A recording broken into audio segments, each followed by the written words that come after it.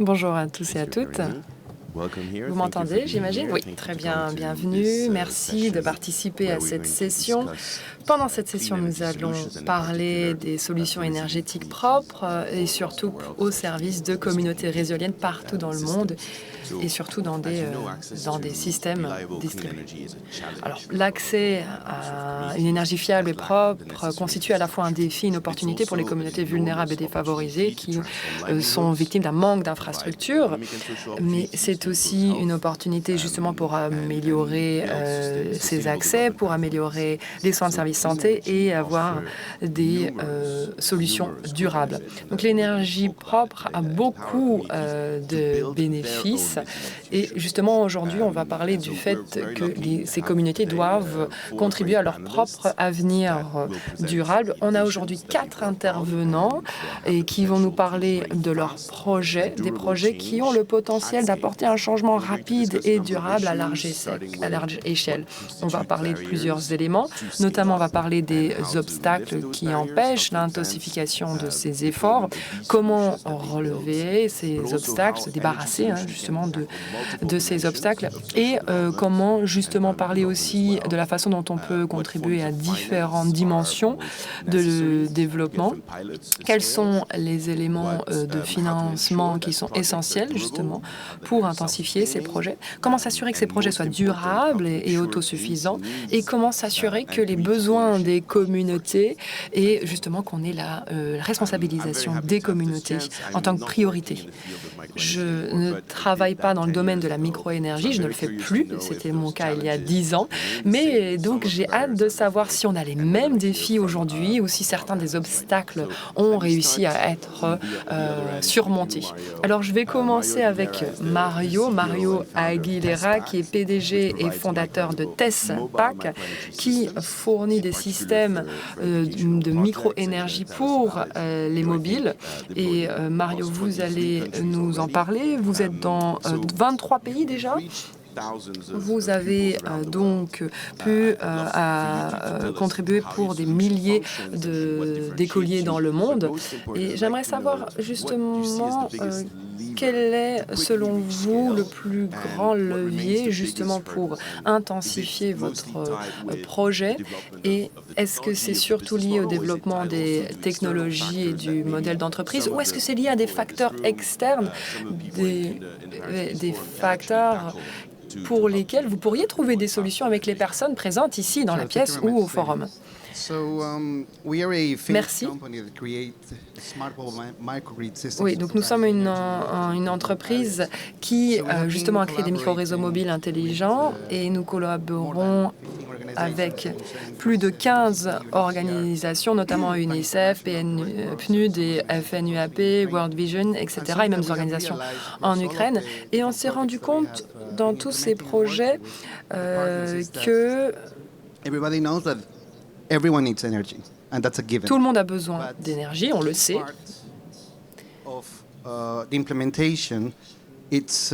Mais l'élément important pour la mise en œuvre dépend de nombreux facteurs, des facteurs culturels, des facteurs sociaux, mais aussi liés à l'utilisation des technologies. Il y a peut-être un peu d'hypocrisie. Si on parle avec quelqu'un qui travaille dans l'énergie solaire, c'est l'énergie solaire qui est la meilleure. Et si on parle à quelqu'un qui travaille avec d'autres types d'énergie, chacun va considérer que c'est le meilleur type de technologie. Donc, ici, ça demande un effort de savoir quel type de technologie est la meilleure. Parce que les personnes qui donnent les budgets ne sont pas les mêmes personnes qui mettent en œuvre ces projets dans les pays. Et donc ici, on constate qu'il y a un véritable fossé. On travaille en Afrique, en Asie du Sud-Est et dans les pays du Sud aussi. Et on se rend compte que souvent, les acteurs ne se rendent pas compte ce qui se passe sur le terrain. Et les personnes sur le terrain qui ont besoin de technologies ne peuvent pas les acheter parce que les dirigeants ne comprennent pas leurs besoins. Donc ça, c'est le premier problème, le premier obstacle. Et pour poursuivre sur le sujet des technologies, il faut combiner plusieurs, à mon avis, technologies pour réussir. Que ce soit l'énergie solaire, l'énergie marémotrice, l'énergie éolienne.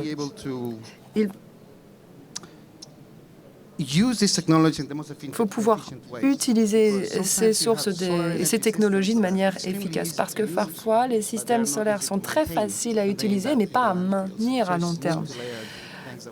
On voit donc qu'il y a différents facteurs et donc différents problèmes.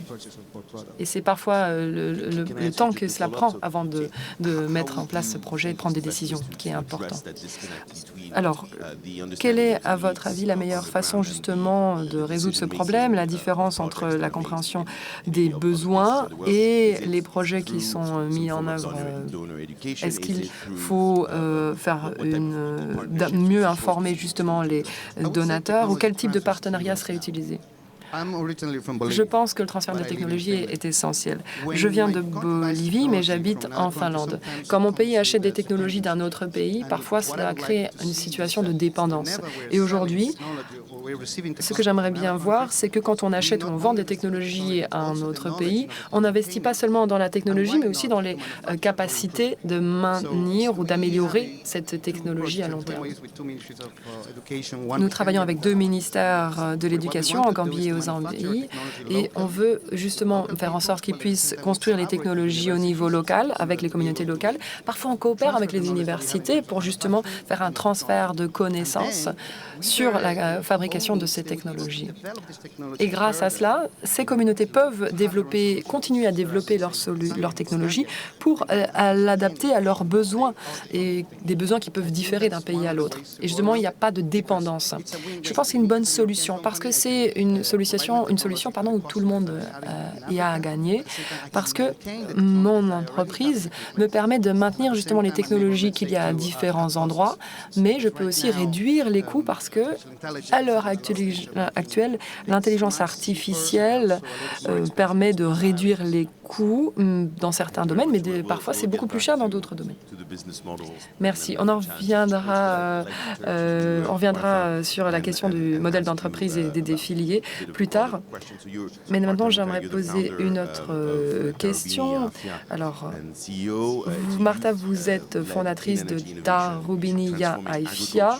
Vous transformez les déchets agricoles et plastiques en biochar et en carburant pour les agriculteurs et les écoles. Et vous rencontrez plusieurs problèmes, que ce soit l'accès à l'énergie, le coût de l'énergie, les services de soins de santé, la nutrition. Et j'aimerais savoir justement comment vous pouvez atteindre des objectifs multiples, des objectifs sociaux, en répondant aussi aux questions environnementales et économiques. Alors, quel est le premier élément? Comment est-ce que vous pouvez mettre en valeur cette perspective holistique et comment est-ce que vous faites le lien entre des objectifs multidimensionnels avec les justement objectifs des donateurs qui peuvent se concentrer sur la santé, sur la nutrition, sur le développement des enfants, qui ont des objectifs donc séparés. Donc comment est-ce que vous mettez tous ces éléments ensemble et comment vous réussissez à trouver du soutien pour toutes ces questions?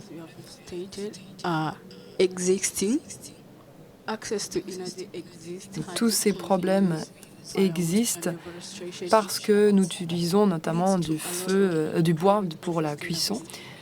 Et ça crée notamment de nombreux problèmes. Donc c'est difficile en effet de ne choisir qu'un objectif ou qu'un problème parce qu'on ne peut pas seulement financer les sources d'énergie parce qu'après la personne doit aussi cultiver. Donc ici, grâce à cet objectif qui est mis sur le biochar et sur la cuisson, on peut répondre aux 2 problèmes à la fois. Mais est-ce que ça signifie que quand vous avez des projets, vous vous concentrez d'abord sur une dimension et puis vous voyez qu'il y a des avantages multiples? Ou est-ce que vous prenez tout ça en compte? Est-ce que vous pouvez nous dire simplement comment le projet a vu le jour et comment vous avez réussi justement à régler plusieurs problèmes? Alors le programme EcoChar, c'est un projet dans lequel tous les déchets sont placés dans un four qui ressemble un petit peu à la taille de cette table. Vous voyez que le processus est concentré justement et tout, donc ça ne s'échappe pas dans l'atmosphère. Et ce sont les cendres qui vont justement après servir d'engrais pour les terres. Et donc on produit du gaz et de l'engrais. Et on peut donc assurer la nutrition des sols et l'accès à l'énergie. J'espère que j'ai répondu à votre question. Onyekashino, je me tourne vers vous. Vous êtes le PDG de Catex Power qui donne des solutions énergétiques propres pour les communautés mal desservies et hors réseau. Nous avons un projet d'énergie solaire pour les communautés résilientes qui assure l'accès à l'énergie, la résilience. Et j'aimerais maintenant vous poser une question un peu similaire à celle que j'ai posée à Mario. Quelle est, d'après vous, la meilleure solution pour justement intensifier et passer à l'étape supérieure dans votre projet? Et quels sont les plus grands obstacles auxquels vous faites face? Et comment vous assurez la durabilité de votre projet? Comme Mario vient de le dire, quand nous voyons une nouvelle technologie ou un nouveau système qui appartient à la communauté, ça ne devient pas une sorte de dépendance, comme disait Mario, mais ça devient une façon de responsabiliser la communauté. Merci beaucoup, David. Chez Catex Power, on essayait justement de répondre aux problèmes d'accès à l'énergie, surtout les personnes qui vivent dans les communautés mal desservies et marginalisées. Et il y a des communautés qui ne sont pas connectées au réseau national et qui n'ont pas d'accès à l'électricité. On essaie donc d'offrir différentes solutions et réussir justement à apporter des sources d'énergie à ces communautés pour avoir accès à de l'énergie propre. Nous savons qu'il y a un grand marché en Afrique subsaharienne et au Nigeria. Il y a un immense marché parce que si on regarde les chiffres, il y a 8 millions de personnes qui n'ont pas accès à l'électricité. Et on a aussi des communautés mal desservies qui sont seulement connectées quelques heures par jour au réseau national. Or, elles ont besoin d'avoir accès à ce réseau 24 heures sur 24. C'est pourquoi on a mis sur place un système qui permet à ces personnes d'avoir accès à l'énergie en rendant l'énergie moins chère. On veut aussi, bien sûr, responsabiliser ces communautés et leur donner la propriété de cette énergie. Donc ce qu'on fait, c'est qu'on essaye d'impliquer les communautés. Nous essayons d'abord de comprendre quels sont leurs besoins primaires en énergie et on travaille avec les fournisseurs et avec les fabricants pour que les produits soient pertinents. Alors on fait en sorte que la partition des communautés soit assurée. Ensuite, on essaye de les autonomiser, de les former pour que ces communautés aient une meilleure compréhension justement de la situation et ces communautés sont en mesure d'avoir accès à l'énergie, de la distribuer à d'autres communautés. On a donc différents programmes, notamment de formation, et nous essayons surtout de former les femmes de ces communautés pour qu'elles soient en mesure d'installer ces systèmes, les distribuer. Ainsi, on ne leur donne pas seulement accès à l'énergie, mais on leur donne justement cette possibilité d'être autonome. Et comment est-ce que ces communautés ont accès à ces services? Est-ce qu'il y a un modèle de financement qui est intégré au produit ou est-ce que c'est financé par des partenaires extérieurs, des organisations internationales? Nous savons que ces communautés vivent dans des zones isolées, des zones rurales, et les produits sont beaucoup trop chers pour ces personnes. Donc on a un modèle de financement qui permet de faire en sorte qu'elles puissent l'utiliser. Donc c'est en fait un service qu'elles payent à l'utilisation. Comme ça, ces personnes peuvent payer pour ce service quand elles en ont besoin. Et c'est là.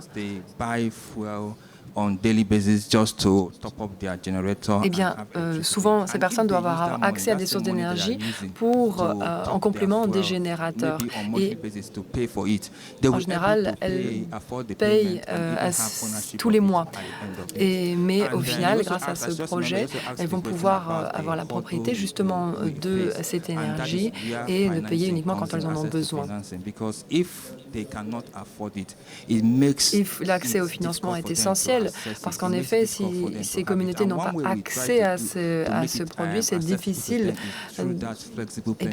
Donc, on a des plans de paiement flexibles et prêts à l'emploi qui, justement, leur permettent d'y avoir accès. Par ailleurs, il y a l'élément des réglementations gouvernementales. En effet, si le gouvernement continue à augmenter les taxes et l'impôt sur l'utilisation, c'est difficile pour nous d'avoir ces technologies et de les apporter à ces communautés. Toutefois, au Nigeria, le gouvernement essaye de promouvoir la fabrication locale. Mais pour pouvoir l'établir vraiment à long terme, on doit travailler avec d'autres acteurs pour que l'infrastructure soit placée. Parce qu'il faut que ce soit durable, il faut que ce soit viable, et donc l'infrastructure doit être installée. Et même si on essaie de promouvoir la fabrication locale, il faut quand même s'assurer que ces infrastructures soient disponibles pour nous permettre d'apporter un produit à long terme. Merci. Je serais ravi de revenir sur la question du financement et des problèmes de financement que vous pouvez rencontrer. Mais maintenant, je vais me tourner vers Majun. Vous êtes directeur et fondateur de l'Institut d'affaires environnementales et publiques, une organisation de recherche à but non lucratif qui promeut la transparence autour des questions de pollution en Chine. Vous avez été journaliste, chercheur, entrepreneur, vous avez reçu des récompenses. Alors, on a hâte d'entendre justement quel est votre avis et votre vision holistique sur ces questions. Mais maintenant, je pose la question aux chercheurs. À votre avis, quelle est la façon la plus rapide et efficace de transposer la collecte des données en déploiement d'énergie propre grâce à des initiatives pilotes qui essaient justement d'intensifier ces projets?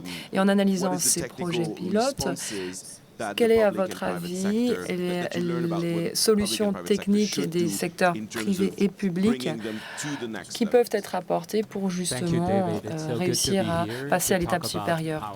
Merci, David. Je suis ravie d'être ici et de pouvoir parler de solutions d'énergie propre. Je pense que les solutions renouvelables sont un atout et c'est le cas aussi en Chine. Au cours des dernières années, on a fait beaucoup d'efforts. La Chine, justement, s'est engagée à une neutralité carbone et on a vu une expansion des énergies renouvelables. 1200 gigas d'énergie solaire d'ici 2030, c'est l'objectif de la Chine. Et l'année dernière, nous avons atteint cet objectif 6 ans plus tôt que prévu. Et cette année, nous avons justement ajouté au niveau de l'énergie solaire d'autres mesures. Aujourd'hui, la capacité d'énergie solaire a déjà dépassé 1100 gigas dans notre pays.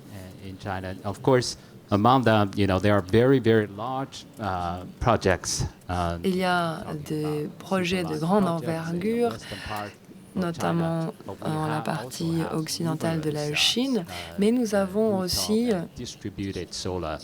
beaucoup de projets solaires et on a des centaines de milliers de projets. Alors comment justement assurer le suivi de ces projets et utiliser les données à ce sujet? Nous avons lancé justement une cartographie solaire sur laquelle nous pouvons retrouver justement tous ces champs de panneaux photovoltaïques et sur cette carte. Et on utilise l'imagerie satellite et les drones ainsi que des sondages sur site pour collecter toutes ces données et montrer la distribution des projets solaires, que ce soit dans le centre, dans l'est ou l'ouest de la Chine.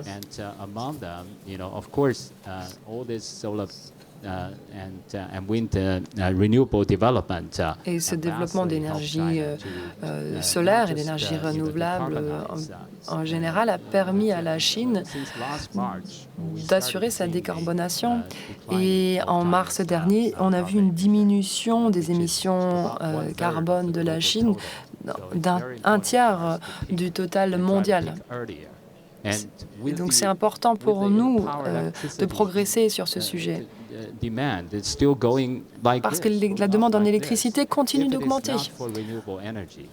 Et si ce n'est pas, si on ne répond pas à cette demande grâce à l'énergie renouvelable ou à l'énergie solaire, eh bien, on ne va pas justement réussir à atteindre nos objectifs.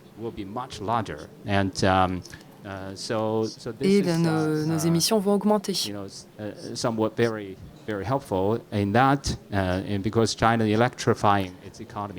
La Chine électrifie son économie 9 fois plus vite que la moyenne mondiale.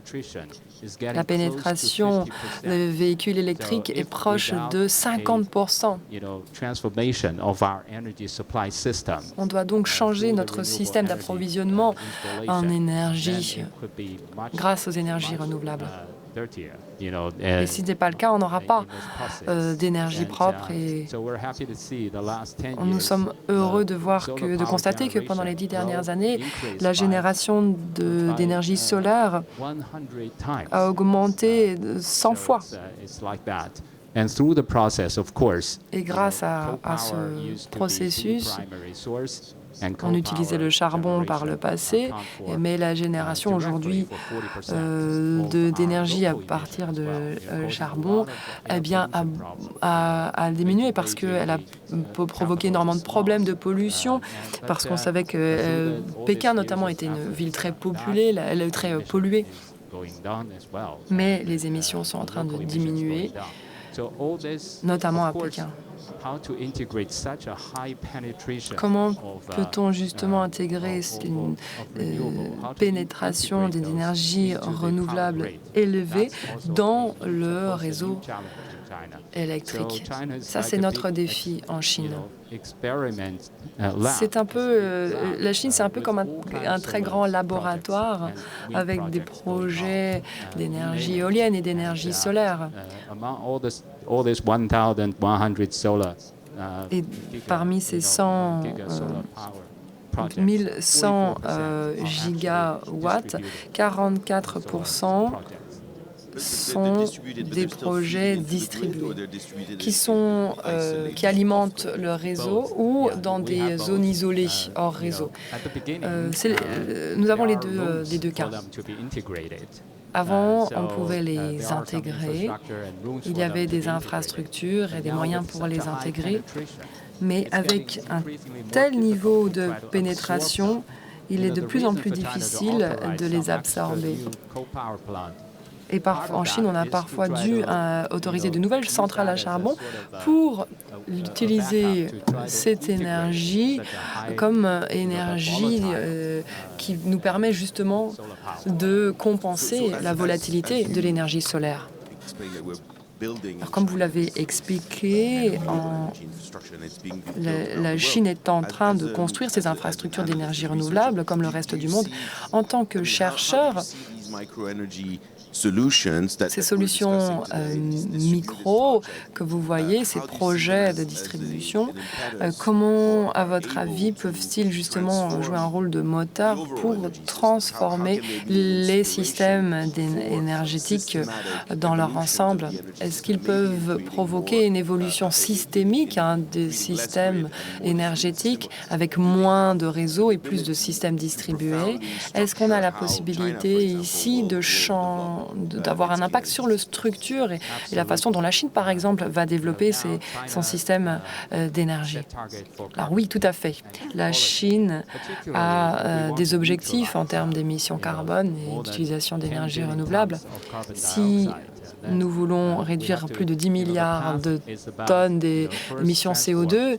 D'abord, il faut transformer l'approvisionnement en énergie et puis les réseaux électriques. Il faut justement essayer d'électrifier, en quelque sorte d'apporter l'électricité dans toutes nos activités économiques et dans toutes nos activités en général. Et pour ça, ça demande de transformer l'approvisionnement énergétique et l'énergie solaire. C'est la première option. Certains disent que l'énergie solaire, c'est la meilleure énergie. Mais je crois en effet pour ces questions de système de distribution, c'est mieux que l'énergie éolienne, je crois. Même si on constate qu'il y a des efforts. Alors, à mon avis, ça dépend de la géographie, parce que l'Islande va vous dire que l'énergie thermique, c'est la meilleure énergie. Évidemment, chaque pays a des solutions différentes et un contexte différent. Mais, à mon avis, peu importe l'énergie solaire, éolienne, thermique, marémotrice, toutes ces énergies renouvelables, eh bien,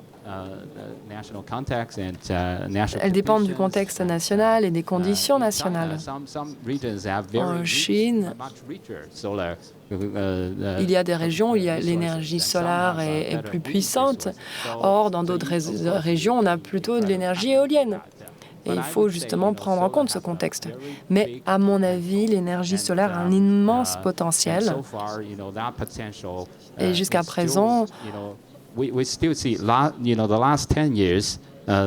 au cours des 10 dernières années, du moins, grâce à l'innovation à niveau international, mais surtout en Chine, le coût des panneaux solaires a diminué de 80%.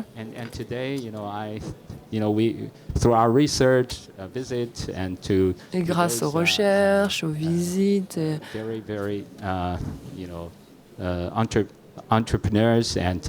et grâce aux entrepreneurs, et grâce à ces échanges,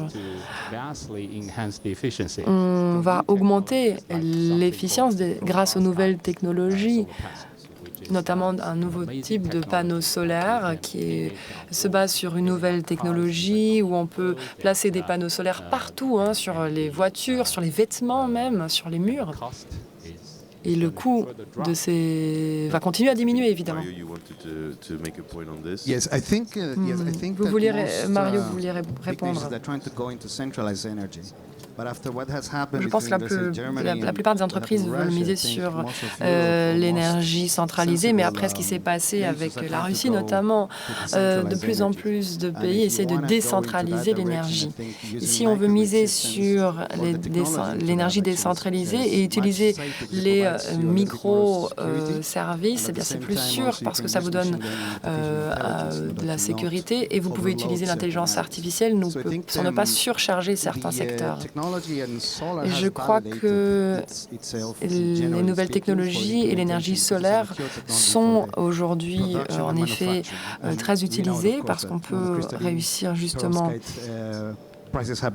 miser sur les nouvelles technologies. On sait qu'il y a aussi les coûts ont diminué grâce à la Chine notamment, et la Chine est l'un des plus grands fabricants de cellules solaires dans le monde. Et je pense qu'il faut maintenant miser sur la décentralisation pour que chaque bâtiment soit autosuffisant, et parce que c'est ce qui est important pour se passer de la dépendance. Et alors, il nous reste 15 minutes, donc maintenant, je vais aussi permettre à l'audience de poser leurs questions. Ils doivent avoir des questions à vous poser. Mais avant cela, vous m'avez tous et toutes dit qu'il y avait différentes solutions selon les communautés et les pays, et on ne peut pas trouver une solution qui convient à tout le monde. Mais à votre avis, comment, avec la technologie et la solution que vous avez développée, vous pouvez répondre justement aux besoins et aux capacités et désirs très spécifiques des différentes communautés avec lesquelles vous travaillez? Comment vous vous assurez justement que ces communautés aient la propriété de ces technologies, de ces solutions? Comment est-ce que vous assurez l'appropriation et comment vous faites en sorte que les communautés aient l'impression qu'elles puissent être en contrôle de ces services d'énergie?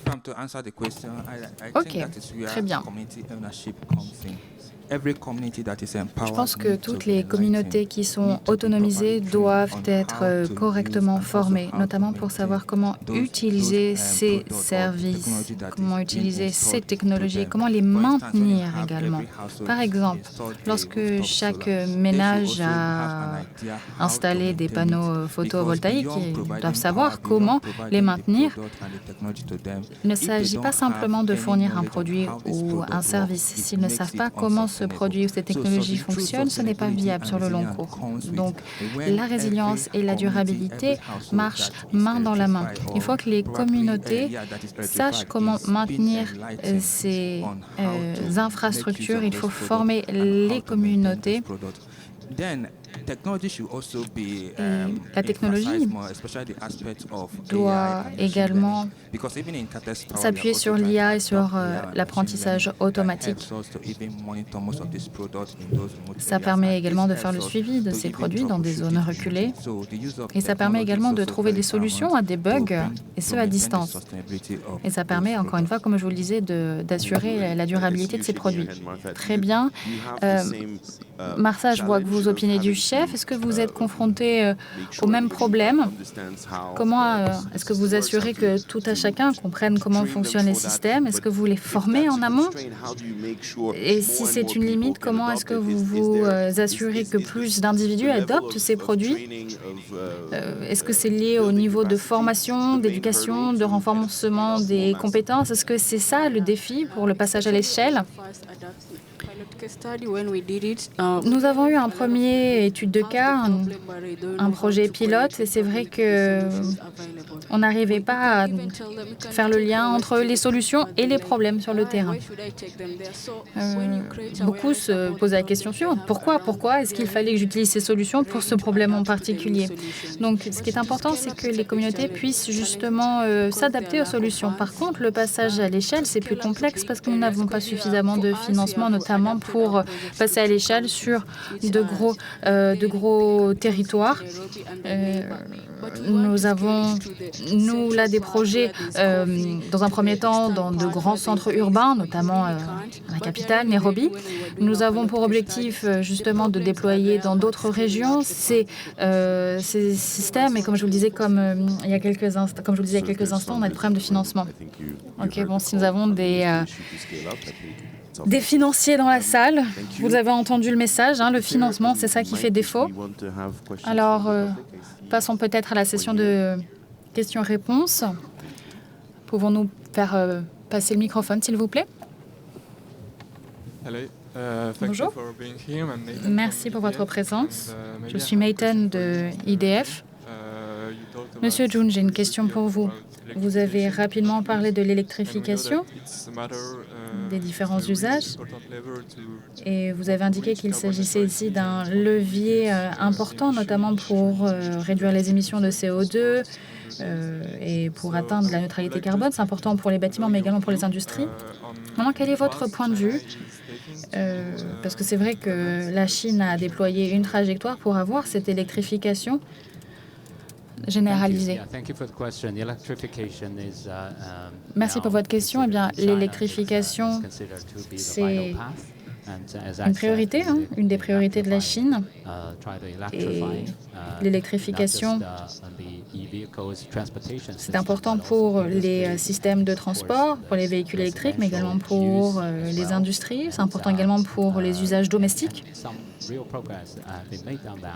Des progrès ont été enregistrés. Pour autant, il y a des défis en matière de transformation des sources énergétiques, notamment si on continue à utiliser des énergies fossiles, notamment du charbon. C'est vrai que ce ne sera pas une solution bas carbone. Dès lors, il nous faut trouver des solutions alternatives. Et comme l'ont dit mes collègues à l'occasion de ce panel, il existe nombre de nouvelles technologies qui ont été déployées pour réaliser ces objectifs. On peut parler de micro-réseaux intelligents, par exemple. On parle de l'IA. Et les capacités également de stockage de l'énergie sont plus que cruciales. C'est vrai que sur le court terme, on parle de ces capacités de stockage, on parle de batteries, mais sur le moyen et long terme, là, on parle plutôt d'hydrogène. On parle d'hydrogène vert. Comment est-ce qu'on peut utiliser cette solution comme une capacité de stockage de l'énergie? Voilà, ce sont des solutions actuellement en cours de test. Et dernier point d'ailleurs, j'aimerais insister sur ces expérimentations B2G, parce que comme je vous le disais, il y a une forte pénétration des véhicules électriques. Comment est-ce que l'on peut ici utiliser cet engouement pour renforcer nos compétences, nos capacités de stockage de l'énergie, pour avoir des interactions également intelligentes avec les réseaux électriques. Bien sûr, ceci représente une forte demande pour les systèmes de réseaux électriques. Il faut les mettre à jour, les améliorer. Et dans ce contexte, il faudra utiliser de l'IA pour s'assurer que l'on soit beaucoup plus précis. Également dans nos prévisions météorologiques pour l'énergie éolienne et solaire. Et il nous faut également des systèmes de transmission très puissants. Ce sont des projets sur lesquels nous travaillons à l'heure actuelle et ce sont plusieurs facteurs à prendre en compte. Et concernant le financement, ça, on a vu ce qu'on appelle des actifs dits réels. Là, on a plusieurs projets qui sont déployés en même temps, basés sur l'Internet des objets, basés sur la blockchain, la technologie de la blockchain, sur l'IA, pour faire ensemble que ces projets soient rentables et finançables, financièrement viables. Voilà, ce sont de nouveaux efforts déployés qui, pour moi, ont beaucoup de potentiel. Merci beaucoup. Est-ce que l'on a une autre question? Bonjour. Hugo Bioma. Merci à toutes et à tous. Merci beaucoup de me donner l'occasion d'être là avec vous aujourd'hui. Je suis ravie de voir qu'on a des représentants à la fois de la Chine et de l'Afrique aujourd'hui. J'ai une question pour les projets solaires.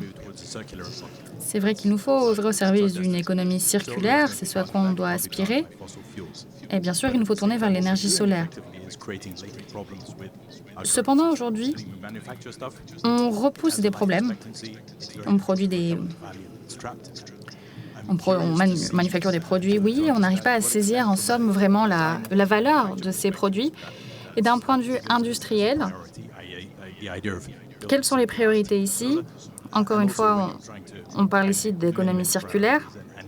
Et je sais que vous avez beaucoup de priorités. Vous êtes concentré sur le business quand même, mais bien sûr, vous voulez vous assurer que les choses fonctionnent sur le long cours. Mais dans quelle mesure vous pensez qu'on peut utiliser, je ne sais pas moi, par exemple, ou plutôt optimiser tous ces produits que l'on peut, je ne sais pas, réparer, par exemple, ou réutiliser à d'autres fins? Ok, merci beaucoup pour votre question. Parce qu'il faut nous assurer qu'il y ait des mesures déployées, notamment pour gérer la fin de vie de ces produits. On ne veut pas que ces produits en fin de vie viennent polluer davantage la planète. Donc nous les réutilisons à d'autres fins, une sorte de deuxième vie. C'est vrai que les panneaux durent quelques 15-20 ans, l'efficacité est réduite à 80%. Et l'objectif, c'est de pouvoir réutiliser tous ces produits pour qu'ils soient plus efficaces à d'autres fins. Ça peut très bien fonctionner pour des micro-réseaux, ça peut être utilisé également pour d'autres communautés, à d'autres fins, encore une fois. Au Nigeria, nous avons des organisations qui font un bon travail dans le cadre, encore une fois, de l'économie circulaire. Donc, lorsqu'on a une baisse de la durée de vie d'un produit, on leur envoie ces produits, ils les retransforment et on les réutilise à d'autres fins. Encore une fois, là, on ne parle pas de produits complètement inutiles, hein, on parle de produits qui ont perdu de leur efficacité. Et c'est un point également valable pour tout ce qui a trait aux batteries. De notre côté, nous avons déployé des solutions de suivi. Donc là, on a des systèmes qui utilisent justement l'IA générative pour faire les suivis de charge et de décharge. On a également des capteurs concernant l'humidité. Et tous les systèmes que nous déployons en Afrique ou en Asie utilisent ces informations et nous, on peut également assurer une deuxième vie à ces produits parce que les matériaux utilisés peuvent être transformés, peuvent être réutilisés. Et ce que l'on fait, nous, c'est le suivi des producteurs. On fait le suivi également du nombre de cycles des différentes batteries. Donc, on récupère toutes ces données. L'objectif, c'est de créer des modèles de données sur les différentes utilisations. Et on a un modèle LLM qui nous permet de récupérer toutes ces informations et de les analyser. Bien sûr, il y a des points négatifs, hein, on le reconnaît. Et le déploiement des énergies renouvelables également soulève nombre de défis,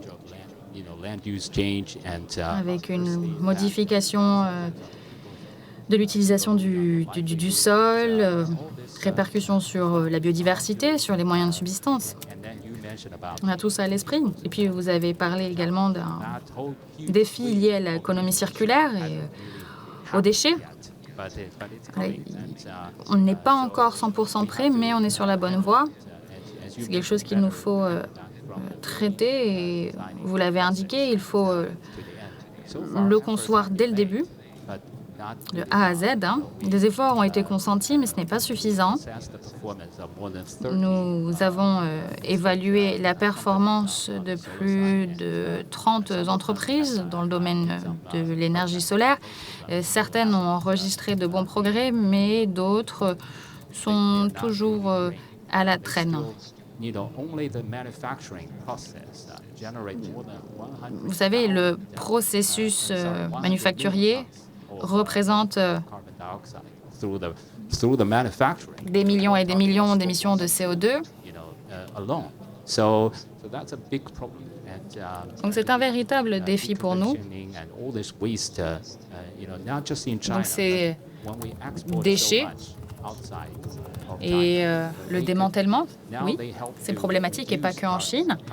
En revanche, on peut agir pour réduire les CO2, les émissions de CO2. Et notre objectif, c'est de réduire les émissions de CO2 à hauteur de 2 milliards de tonnes par an. L'objectif, c'est de voir également ce qui est fait à l'international et je vois que ça a l'air concluant. Un dernier mot? Alors, c'est très dur pour la partie Est, sur le continent africain, de s'adapter aux changements et à installer des panneaux photovoltaïques. Encore une fois, je vous l'ai dit, on utilise beaucoup de produits ligneux et il n'y a pas vraiment d'adaptation continuer à utiliser l'électricité issue des centrales, on va dire, classiques et des produits ligneux. Bon, on n'a plus beaucoup de temps, mais il y a tout de même une dernière question que j'aurais voulu vous poser, même si nous n'avons pas le temps. Mais juste rapidement, vous, est-ce que vous pouvez conclure cette session? Voilà, on a parlé du cycle de vie, on a parlé de risques à venir, on a parlé de passage à l'échelle. Quel est, selon vous, ce qu'il nous faut vraiment réaliser d'ici 5 ans, d'ici 10 ans?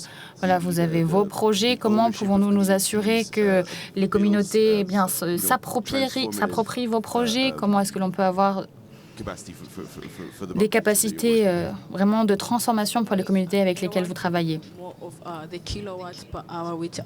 Je pense qu'il faut nous concentrer sur l'impact des communautés avant tout. C'est vrai que les communautés sont sensibles aux questions liées à la résilience face au climat, questions liées également au pouvoir d'achat.